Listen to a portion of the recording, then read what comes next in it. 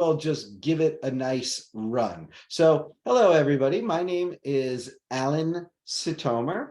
I'm going to serve as your MC and host today. I am joined by a variety of esteemed colleagues. And I was saying a moment ago, I think that everybody is really in for a super duper treat with today's webinar regarding using the power of video games to teach standards-based math instruction. We're going to talk about gamer math. This is the webinar. Who is going to be joining us today to share their insights, excellence, and just worlds of wisdom with you in no particular order? Well, I guess I'll go left to right because that's kind of how we read in a way, right? We'll stay with ELA and math. We'll follow all the rules, okay? We have Helen Papadopoulos with us.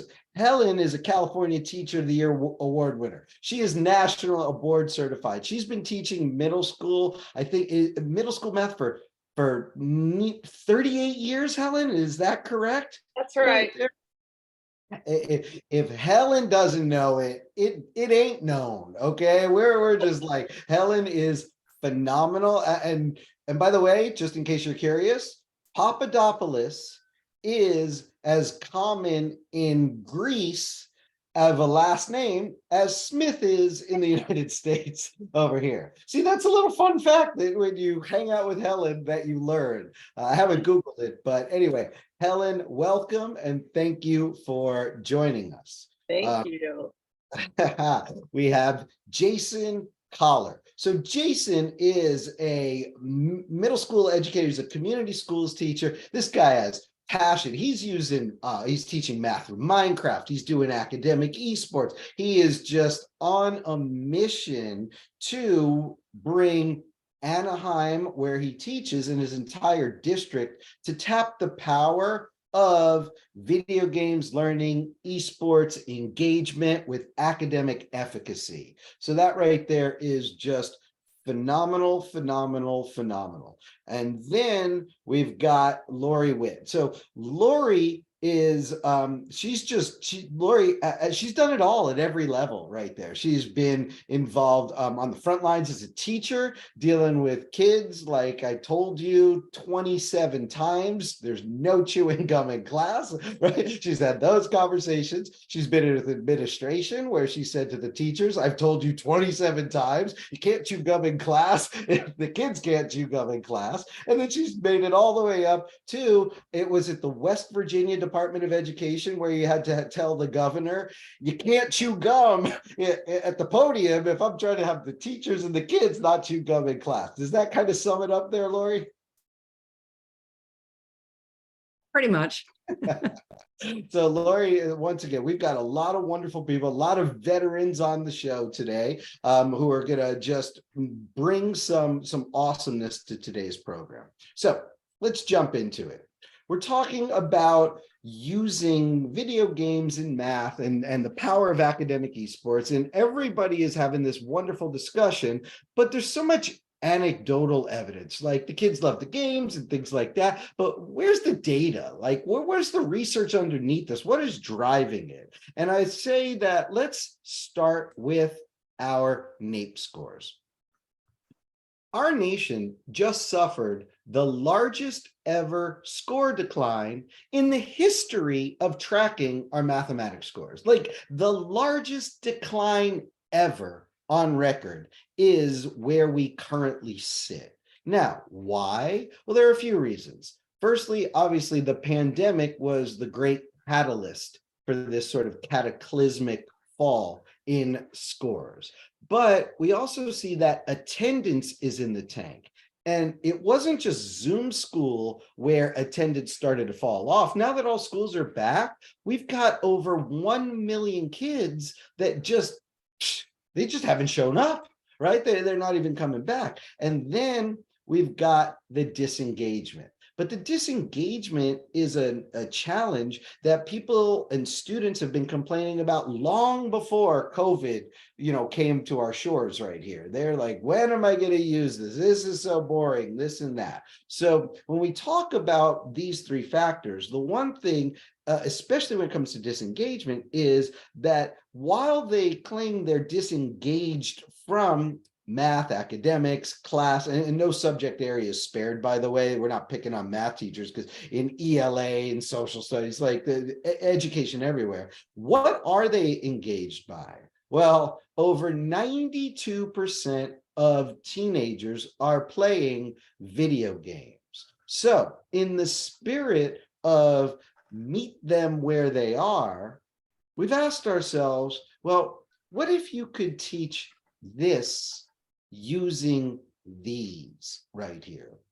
And this is sort of going to instigate today's conversation, which is about how can you use today's most popular video games as a vehicle for standards-based math instruction? And the reason we ask this question is because gamers are constantly doing math as they game. They're constantly evaluating statistics and looking at probabilities, and they're seeking out patterns in relationships right there. And they're calculating ratios, and they're looking at angles and things like that. So the question afoot is, how can you make what they're already doing sort of take the covert and make it overt right there? So I'm going to pass it over to the panel, and I'm going to start question one, and I'll just kind of throw this to Helen, and we'll keep an ongoing dialogue going. But Helen, firstly to you, as a teacher, why do you believe using video games as a vehicle to teach standards-based math is a strategy you as a veteran teacher would be excited to embrace? Well, first, going back to what you were saying about, the pandemic and kids being online, this was gaming was their form of communication. That was their way to reach out to other people because they couldn't reach out in person. And they weren't, obviously they were texting and whatever, but this was their way to have an interactive conversation and meeting with their friends, with people that they wanted to be with and couldn't. And I think that has increased the amount of kids playing video games. And as you were saying before, Alan, they're doing the math while they're playing these games, but they're not realizing that they're doing math. And I think when we point it out to them, if I said, we're going to talk about ratios and proportions today, I'm going to get I don't know what this is. And then all of a sudden we bring this in and say, how many of you play this game? Well, you're doing ratios. You have been doing this. Are you successful with this game? And they'll tell you how successful they are. Well, it's because they're doing the math. They're figuring it out. They're just not aware. And I think using this is going to show them that thing that we always want them to know, that you're going to use math or language arts or whatever in your everyday life. And this proves the point. You've been doing it. We're going to continue to teach you stuff that you're going to use every day that's going to be important to you. Helen, when you brought this idea to your kids, and literally you brought this to your kids a couple of weeks ago, what was their temperature? What was their excitement level? Oh, they were thrilled. And Alan, if you don't show up at my classroom soon, they are going to do something to me, I'm sure, because they constantly ask, well, when do we get to try it? When do we get to play this? And I keep telling them, it's based on math though, too. And they're like, yeah, but when do we get to do it? So they're really excited, even though I'm telling them it's math stuff. They're like, okay, fine, we got that. We want to see how to do it. So the excitement level is just way up there. That's great. So Jason, let me throw it over to you, because you're working with kids right now also, and you're bringing video games as a vehicle to teach standards-based education. Tell me, what's your experience with it? Well, to piggyback off what Helen said, it is their language. And, the pandemic, to maintain that sense of community with your peers, students turn to video games because you can still hang out, if you will, have a digital hangout while playing video games. I know I did. So that's just speaking something very relevant to their lives. And here in the Anaheim Union High School District, one of our core values is that education must work for students and not the other way around. And so with that in mind, and I firmly believe in that, is what are their interests? One of the first things we do is get to know your students, get to know their story. That way you can establish rapport with them. And a common theme, like we all agree, is video games, that gaming language. It works with them. And you say that, especially when we get into, the meat and potatoes of gamer math, relating that to games that's so familiar to them, it excites them. It's a big carrot, and it hooks them into what you really need to deliver. And like for me, I'm a history teacher, I'm an English teacher, and a CTE teacher, right? And what I found in history is, for summative assessments, I found that Minecraft, having students reteach me what they learned using Minecraft rather than a summative, rather than a multiple choice test or just a random project, using Minecraft, something that they do at home that they're really, really passionate about, to recreate and teach me what they've learned, has proven very successful. And it's something that I have with every unit that I teach in history.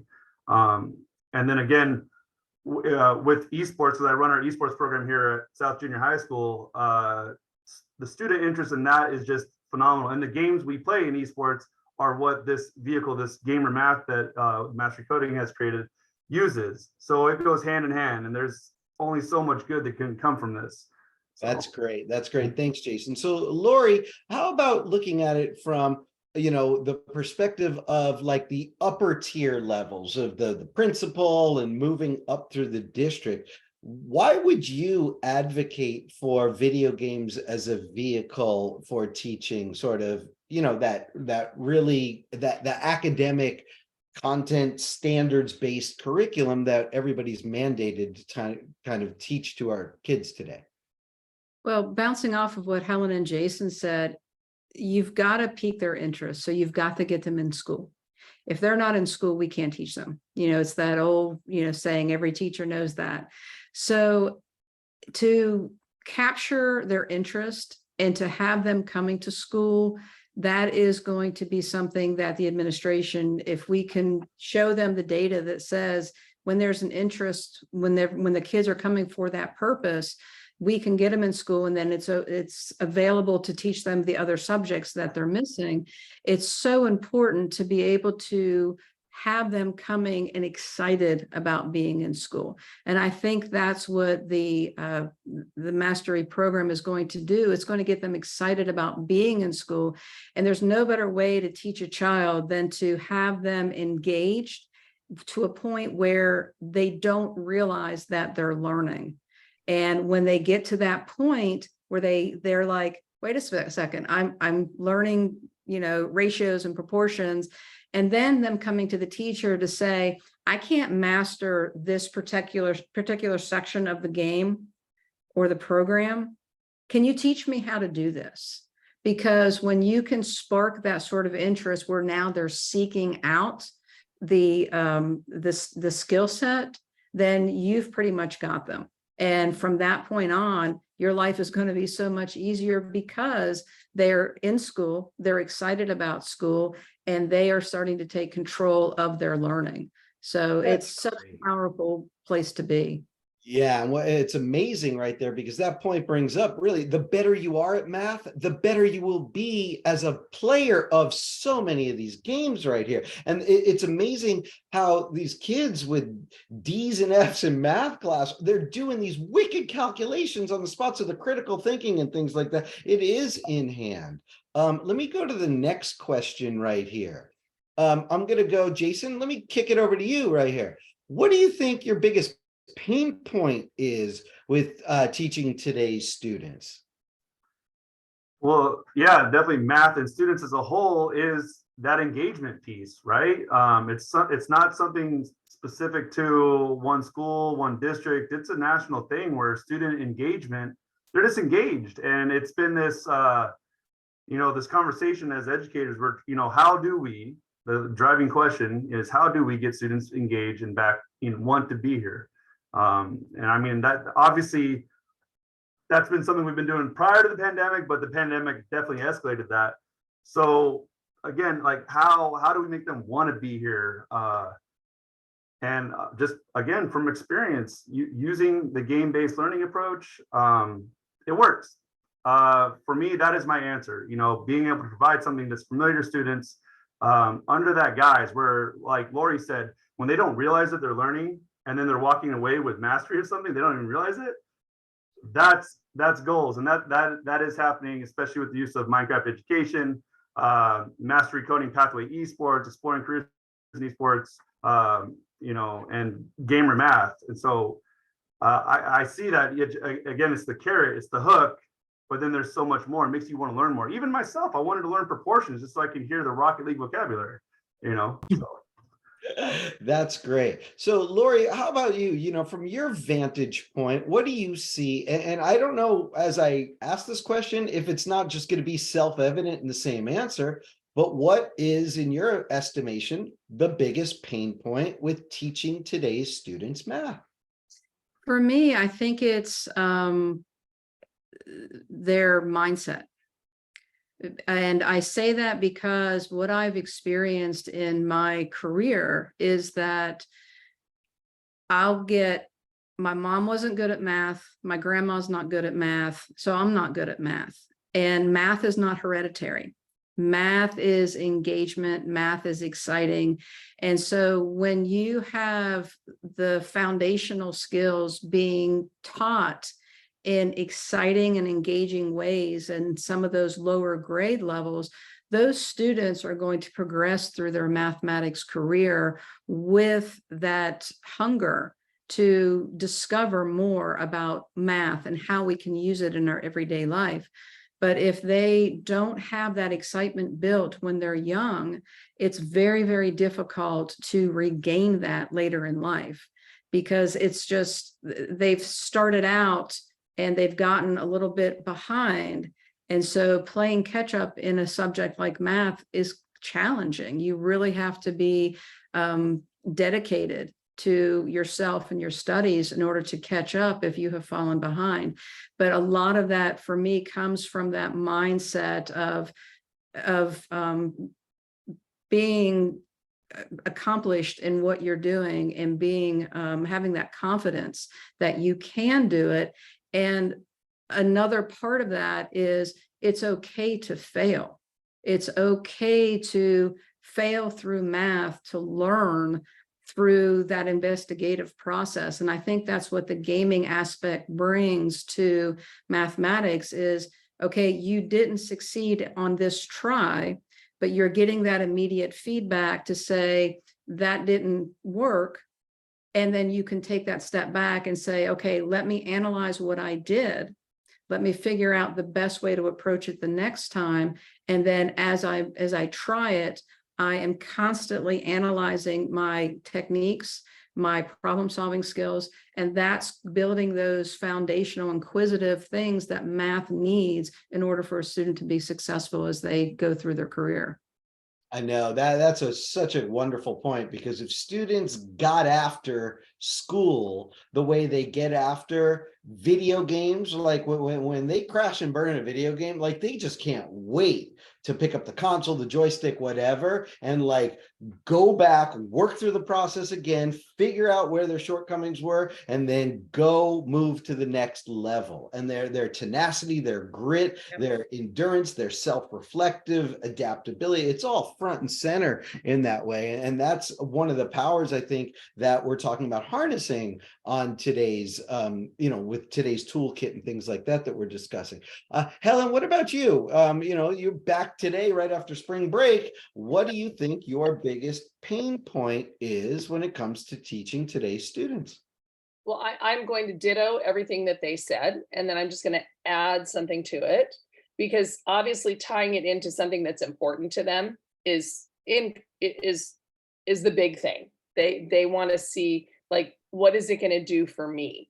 And they've spoken about the gaming, and there are often times that I will ask a student, well, they'll say it's not important. Learning math isn't important to me. And I'll say, well, what is it that you want to do? What, as an adult, what do you want to do? Well, I'm going to be a performer.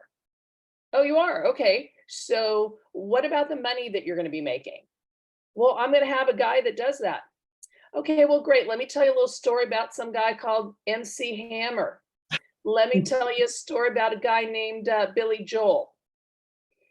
And when they hear things like that, I said, these were very famous gentlemen.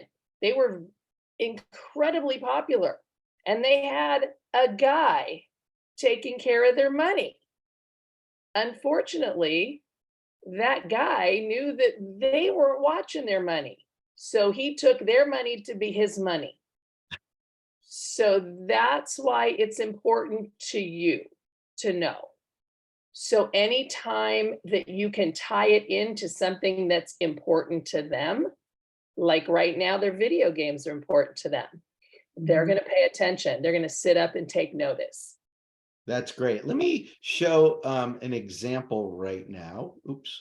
Come back to question 3 of what we're talking about. So this is a little bit of some of the tools that are under discussion. We discussed ratios. So let's show just a short example of what teaching ratios using today's most popular video games looks like right here. So this right here is Rio. He's a professional Rocket League coach. And we'll start off, and there's some exciting highlights and things like that. But Rio's going to break down the highlights and show how the winning goal actually required math to execute. What is wrong with this picture in front of us?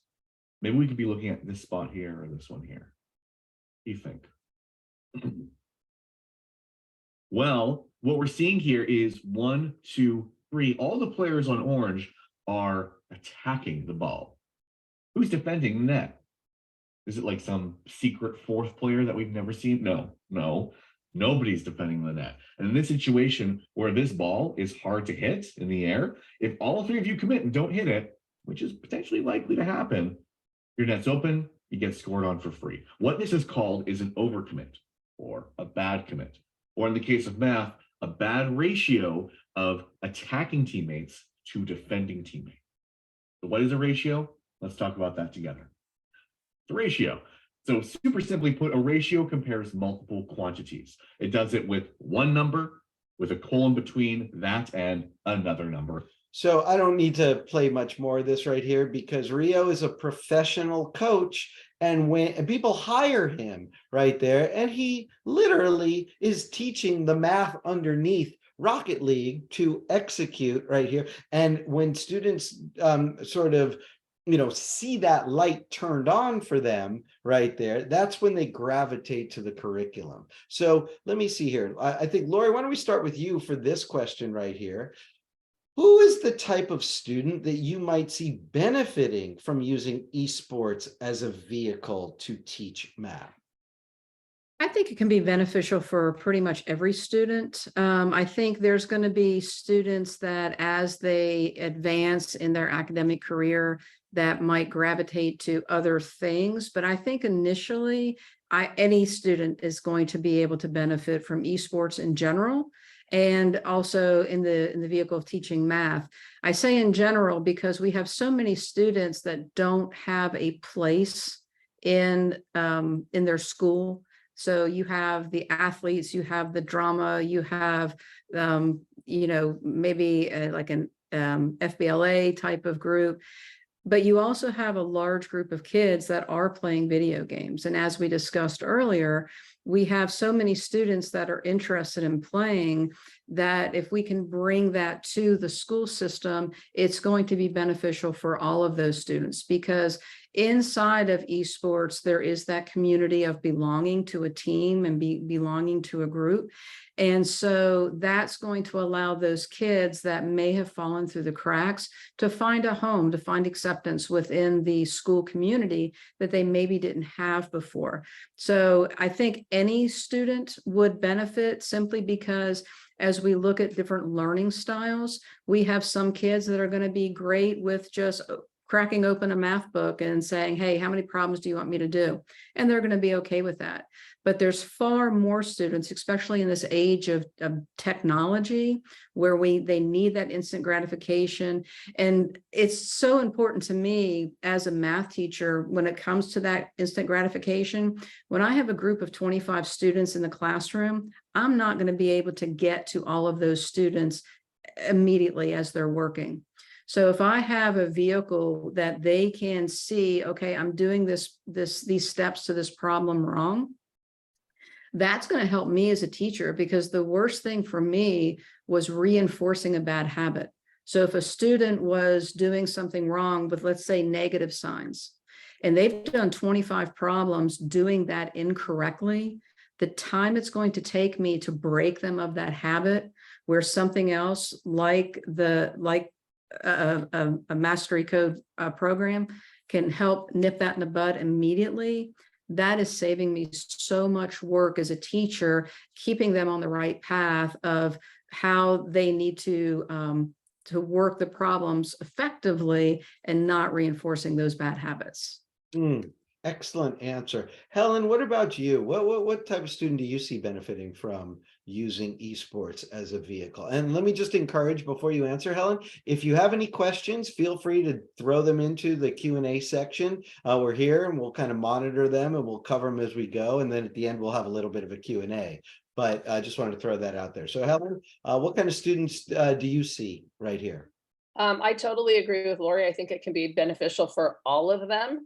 I think, I have a huge population of students that are really into video games, and and then I have kids who are watchers. They will watch them play the game, and it's kind of hard for them to get into it. But I think the more exciting things we show them with that, the more kids we're going to get into that. And then that kind of builds their community too.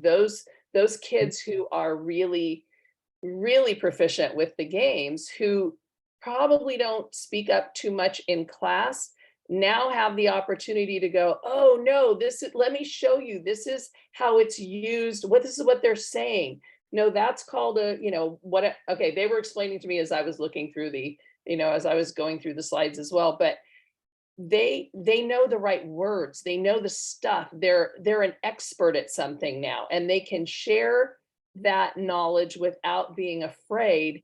And in that new community that they're kind of developing, so they're not afraid to speak up. I think not only is this going to do a lot for them, for all of them mathematically, but it's going to do a lot for them socially as well, which is something that we really have to be concerned with too, because they've been so isolated and it's so hard for them to get back. Now those kids that generally would just be kind of focused on whatever's on their screen can now communicate in another way.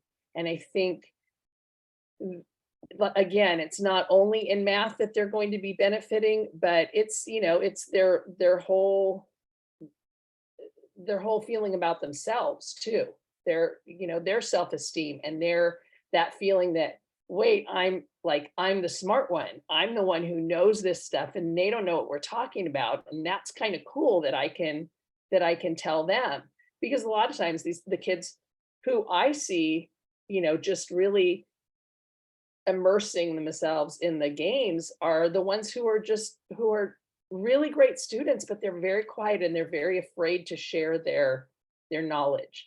And I think this is going to bring them out of that and make them all stronger math students.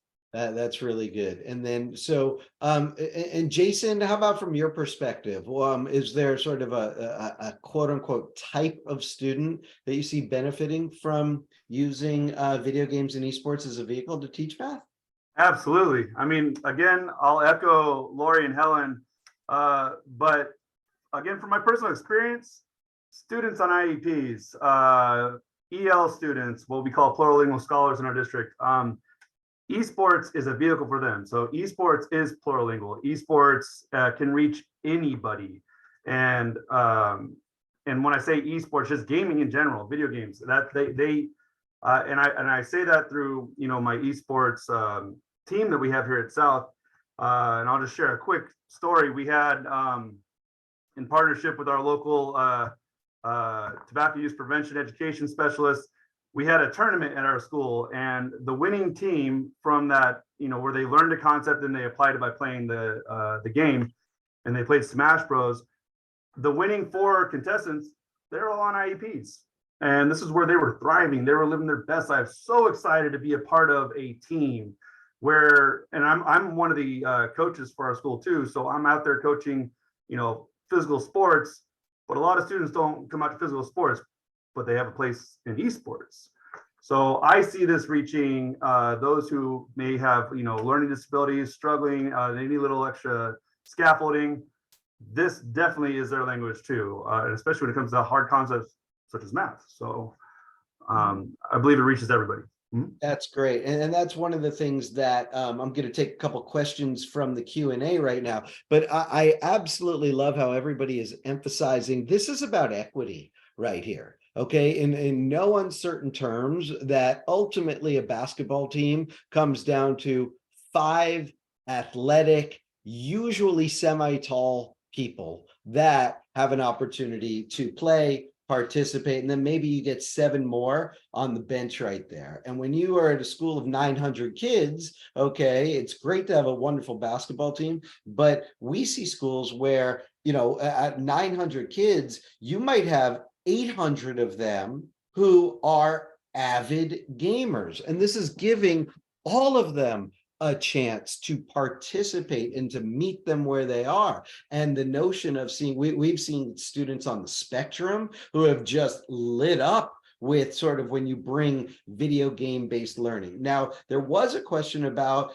concerns about the addictive nature. Are we proponents? And in no uncertain terms, we have an SEL component to all the curriculum we create that is advocating for best practices when it comes to personal well-being and health. We literally teach students lessons, both physically, how to take care of your wrists right there and stretch and not spend too much time in a chair, talk about diet. You can't just sit there, drinking Mountain Dew and eating,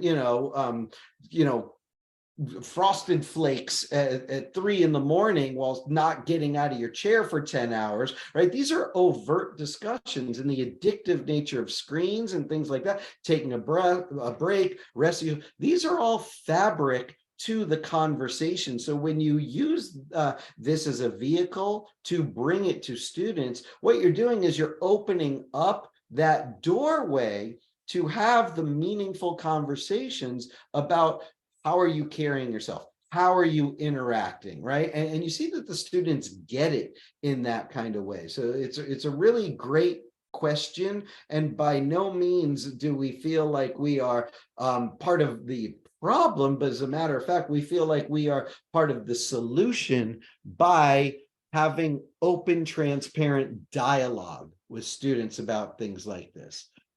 Question 4, Lori, let me go over to you right here. Right, like let's talk to the administrators, right? These are the people that make the decisions, okay? And you've been in many decision-making rooms right here. In all honesty, should an administrator consider using this type of innovative approach to elevating students' math scores?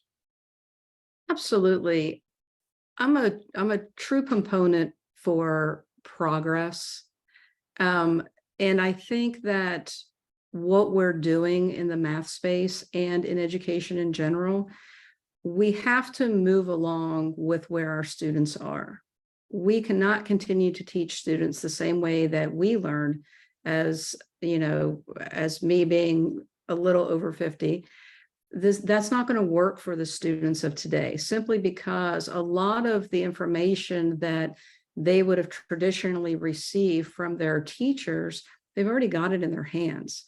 So we have to make sure that the administrators know they know the students are different and they understand that their learning style is different. But I don't feel that some of them know how to approach that and what to do to elevate the teaching and the engagement to meet the students where they are. Some are doing a really good job of it, others are still struggling. And so I think by offering something where they can see that the students are engaged, but they're also learning, because technology is a tool. I think back to the question that you just referred to, Alan, I think where we get in trouble is where we have people that are using technology as more of as a babysitter, if you will. And that's what's causing us to look at education and say, well, but should we use the technology in education? Absolutely, we should. Because if it is the best tool to deliver the content, we absolutely should be using that, because that's going to be the most engaging thing that we can do for all students to try to reach them at those different levels of those different learning styles. And so I think anything that we can put into the administrator's hands to bring down to the school level to say, here's another way that we can teach this, and it's going to be engaging, it's going to get the kids to come to school the next day, is going to be a win for the school system, for the teachers, for the students, and for the parents. Because as you were speaking earlier, one of the things that I see happening is that question of, when my child comes home, what did you do at school today? The answer is not going to be nothing. The answer is going to be, hey, I was able to play Rocket League and now I understand ratios and proportions. They're going to have those conversations with their parents. And so when they can transfer that, and when they can go home and they can say those things, then we're doing the right things in education. And that's amazing, because you come from you spent, I think, 9 years at the West Virginia Department of Education, which, departments of education have a reputation for fossilized thinking. And yet here you are as an advocate right here of this. Let's see. Helen, why don't we just go to you right here? You've got the ear of administrators, and a lot of people trust, you don't go to bat for things. Is this type of innovative approach something that you would advocate? Yeah, absolutely, because I think we can't view gaming as a problem to work against, to get rid of. We need to think of it as a vehicle for growth and learning. And I think that's really important. Let's use the thing that they're the most interested in to draw them back in, to use it as a vehicle so they can understand what they've been doing, and they can understand what we're teaching, and that they can, that growth mindset that we want them to have is going to just expand in a million different ways, that they're going to see, oh, this thing that I've been doing on paper isn't just for me to do on paper. It's something that I can use in another way, and in a way that I'm already interested in. And I think that's the key. And just to go back to what you were saying earlier, Alan, with the SEL piece, and that, we need to really explain to them. I mean, they all know that they have to work out for physical sports, but there are certain precautions and warm-ups that they need to have in order to game as well. And I think not only would we be encouraging the students to take care of themselves physically and emotionally, but we're going to pass that information along to the parents and say, we're working together as a team here. So we want you to know some of the things that we've been sharing with your student, and how important it is that, you support that as well. And you're aware of those things as well. That's great. That's great. Jason, you've got a superintendent that is just absolutely wonderful, and believes and supports and things like that. So what if you could get into the mindset of like your district, and Anaheim Unified School District is not a small district, right? I mean, got, I don't know, is it 30,000 students or something like that? So this is not some, being led like, and yet your superintendent is really a fan of this type of approach to teaching. What do you think it is that he sees as an administrator in innovative approaches that is why he is so supportive of this type of material? Superintendent Michael Matsuda is an innovator, a very passionate educator, and he has an eye for seeing things getting ahead of the curve. You know, he has a very good pulse on that. And again, one of our values that, you know, under him is working in systems and not silos, and making sure that we're all on the same page, that we can have open communication with our admin, with our district admin, even at the small site level, because he sees there's value in, you know, what the teachers see the students who are in the classrooms with them. He believes that. He believes the teachers say, hey, this is what's working and we want to push it site-wide. And so that's why he's open. Yes, we are going to try something out here with you know, during our summer program, and push it out site-wide, because he sees that. I see that, and when it just resonates with each other. Yeah, And so for me that's great. We had that conversation. Your superintendent, he met, and he's going to run it as a summer program, right?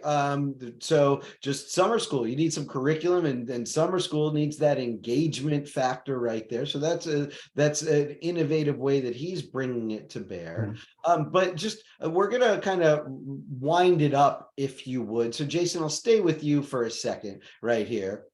Can math really be made exciting for kids, or are we just like putting lipstick on a pig right now? Yes, absolutely. The simple answer, yes. And I know all of us will agree, yes, math really can be exciting. And that's not to dismiss anything any math teacher has been doing their entire career. I mean, that is the goal, is how do we get students to want to learn, to walk away from our classrooms going, I'm so glad I just learned that, you know what I mean? Whether it's math, history, social science, health, you name it. Math has that stereotype of being the one that's kind of like, you know, but math really can be exciting. And again, using the vocabulary of video games, they understand that, oh, I speak that. Maybe I might not understand Johnny and 50 Watermelons, but I understand, you know, I understand Minecraft. I understand, you know, Fortnite. I understand Rocket League. Math can be exciting, and it's been proven. At least at my site, and those who have been exposed to gamer math, it's really cool stuff. And this is esports, gamer math, pathway esports, all these things. It's a tidal wave. You can either stand in front of it and get swamped, or get a surfboard and ride it. Love it. Lori, once again, I just want to ask very honestly, can math really be made exciting for kids? 100%. And as a math teacher, I can't teach boring math because I get bored myself. And if I'm bored, the kids are bored. So for me, when I taught math, I had to make it exciting. And I had the passion for it. And that came across whenever I taught. And that helped the students understand that, wow, maybe I can do this. Maybe I can be excited about it. We spent some time, you know, doing engaging activities where they had to apply their mathematics skills. So that to me is a 10,000%. It can absolutely be exciting for kids, but we have to have teachers that are just as excited to be teaching it also. That's great. So I'll put a little twist on it before I bring it back to you, Helen. It's not just about making math exciting, I think, the question for the students, but what about you? I know you're a mentor to a lot of younger teachers and newer teachers and things like that. So what role does excitement play in the success for the next generation of educators? Wow. Okay. So curveball, I'm hitting it. Okay. I think, and Alan, you know that this is how I have felt for a long time. When the kids can feel your passion and your excitement for whatever it is you're teaching, whether it's math or language arts or science or theater or whatever it is, they're inherently, it's contagious. And I mean, I've had my share of teachers in my day when I was going through school. And I've had my share of those that, even if it was the most exciting topic, it was not exciting because of the way that it was presented. And I think when kids know that we really want them to get it, we want them to question, and we want them to try, and we want them to succeed. I think that is where that excitement in their, where it comes into play, because they know that we're not just throwing stuff, throwing pasta against a wall to see if it sticks. We really want them to understand, and we really want them to love it and appreciate it the way we do. And my kids know that, because I'll come in and I'll go, oh my gosh, today we're going to do adding polynomials. This is one of my favorite things. And they'll look at me like, yeah, okay, that's great. But they feel it. And I think when they know that it's important, and it's not just, okay, today it's page 23, they're gonna step up. They're gonna step up to the plate for us. And anything that you teach has to have that piece of excitement in it. And I think it comes from the teacher. And this is, as you said at the beginning, this is my 38th year. So I can honestly tell you that I don't do things the same from one year to the next. I change things every single year because, like Lori was saying, I don't teach boring math. I gotta find something that's going to keep me engaged as well. And I think when I'm engaged, my kids are engaged, it's going to be exciting, and they're going to be successful. And I think, that's what I tell my student teachers. That's what I tell the younger teachers on my campus. Get involved with them. Don't just throw things at them, get involved with them.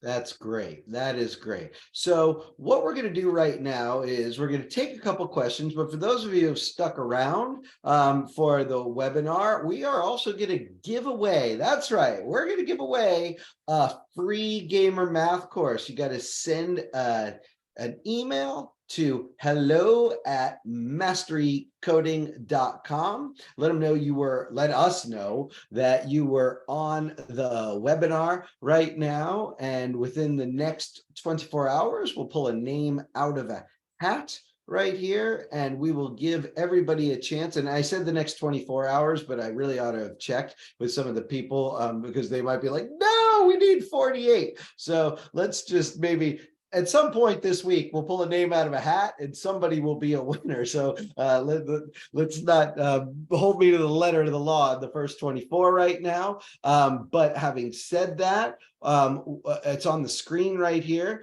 The email address is hello, HELLO, @masterycoding.com.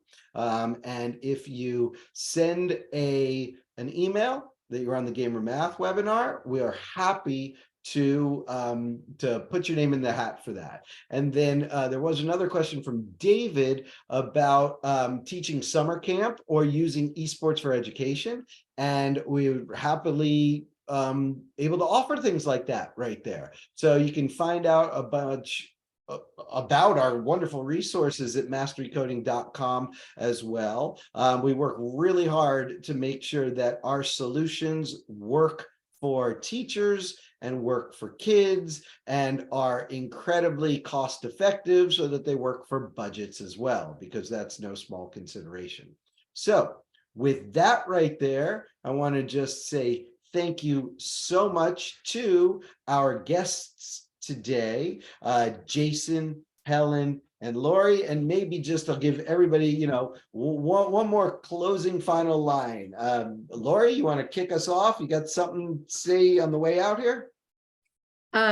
Just wanted to say thank you to everybody that attended, and as Helen said, get involved with your kids, figuring out where your students are, because you might have different pockets within your school district, and meeting them there, because you're going to be able to move so much faster forward by meeting them where they are, as opposed to asking them to meet you where you are. That's great. Jason, what you got, any final parting words for us, sir? My parting words would be the advice I was given and I take is, with esports, with gamer math, if it's a big unknown to you, trust your students. Talk to them because they really are the masters when it comes to video games. And if it's something new, just go into it with them, do some co-design with them, do it together, and it'll build this culture of inclusion and community within your classroom and your school. That's great. That's great. And Helen, how about yourself? Any final words for us? I would just say embrace the innovation, embrace the change, because as we all know, change is our only constant here. And just get into it. And I think once you see what there is out there that you can share with your students, things are going to fall into place and it's going to be great. That's great. Well, each of you have been very wonderful, and we all appreciate you dedicating the time today to push the ball down the field and try to, do something to help out. There's a lot of hungry teachers. There's a lot of hungry kids. So thank you very much for your time, effort, and energy today. So I'm Alan Sitomer. Thanks very much for joining, and I hope everybody has a wonderful rest of their afternoon. Bye, everybody. And